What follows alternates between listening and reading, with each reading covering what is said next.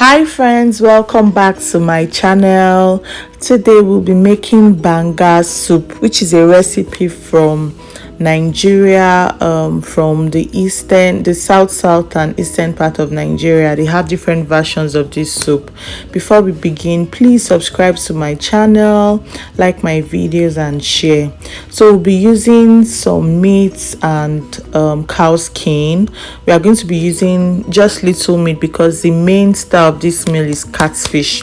Now these are my peppers. I have a combination of onions, ginger, garlic and bonnet peppers, and also crimson peppers as well. So I'll be blending that, and then this is the catfish that we are going to be using. I got this at the grocery store here, so this is how it looks, and it's quite affordable. So just in case you are around where I am, can get catfish from the grocery store. And then I'm going to be using some fish fillet, and then our banga, canned banga. I can't get the fresh one here, so I'm going to be using the canned one. And I know some people do not like using the canned one, but well, that's what I have here.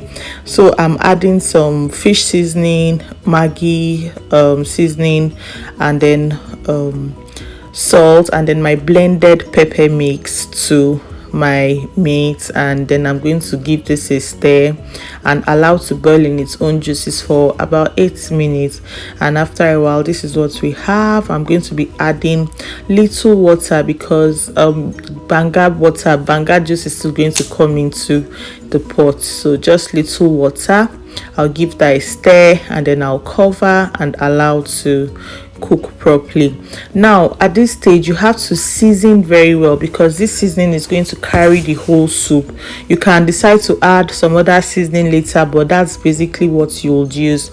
So for my canned banga, I always do this because I noticed that some of them have a little bit of sand in them. I don't know if it's sand or dirt or whatever, but I'll show you what I mean.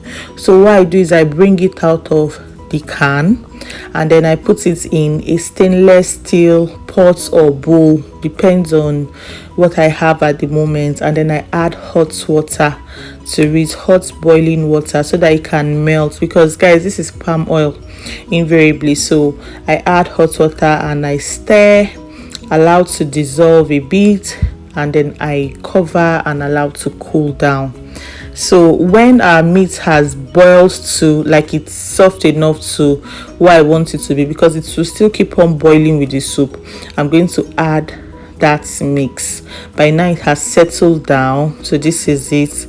And then I'm going to also add the fish fillet and cover and allow to boil. So this is what I mean. This is under that mixture that I made, that's hot water and banga. So this is the under, so you understand what I'm saying. I know some people can use it directly. I've also done that in the past until I found out that sometimes you start tasting like a little bit of sand. So here I'm adding my banga spices and crayfish. Our banga step boiling. One thing about banga, if you want to enjoy, please don't be stingy with your crayfish. Add the crayfish, let it be there, like add very good amount of crayfish. So now I'm adding my catfish. I've cleaned and cut them and washed them with lime and salt, and I'm adding them into the stew. It's actually supposed to be catfish banga, but some members of my household requested for meat. That's why I used very little meat for it. So now I've added my fish. I'm going to allow this boil properly so that the fish can boil itself, but before then I'll give this little stir from the side. We don't want the fish to get scattered, and then you cover. So after a while, I tasted and I noticed there was no much salt. You notice I didn't add any seasoning anymore because of the one from the meat.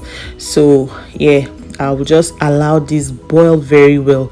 Now I'm adding my prawns because it's ready. It's as good as ready. You can see the oil up.